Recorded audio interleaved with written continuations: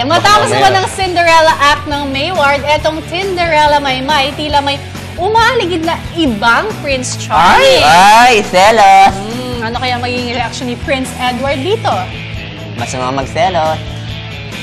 Lalo na pag di kayo. Sure ba ko? Oo, kita kay Lavis. Ang galing niya mag-ano. Ganda tingnan pag blue. May tanin mo po yung buhay natin. Paborin ko si Enrique sa utak ni ano. Tanggalin niyo na kaya Ada. Kinikilig makikita ni Enrique. Enrique! Enrique din ako ah. Pinagpalit na siya. Enrique din pangalan mo? Ala, may gusto si Maymay kay Kuya Luis. Halatang halata.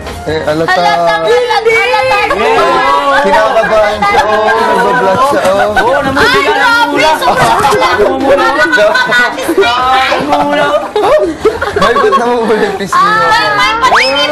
Ngipin din ako. Wala.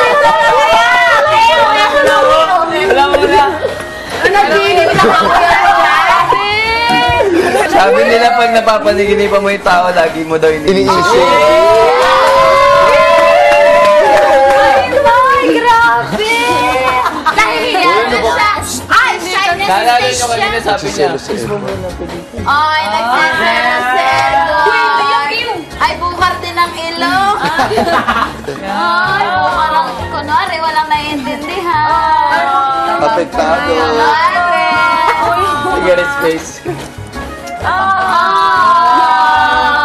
Ay, ganda ni Maymay, pinag-aagawan. How are you? Are you jealous? Because of Luis and my man? Hindi. Why? Are you jealous of Luis and my mind? Why? Why not? Yeah, actually, I am. I want to be with Luis. Si Luis naman pala. Ha? Pumasok na lang si Edward. Ano nangyayari? Hindi, nakakatawa lang na imagine gaano katagal palang sobrang bonded na ng teens and adult housemates. Ang bilis, no? Nakahanap na sila ng mga kuya, mga ate. Ano yung I want to be with Luis? Ano yun? Joke-joke lang naman yan. Ah, okay. Joke lang.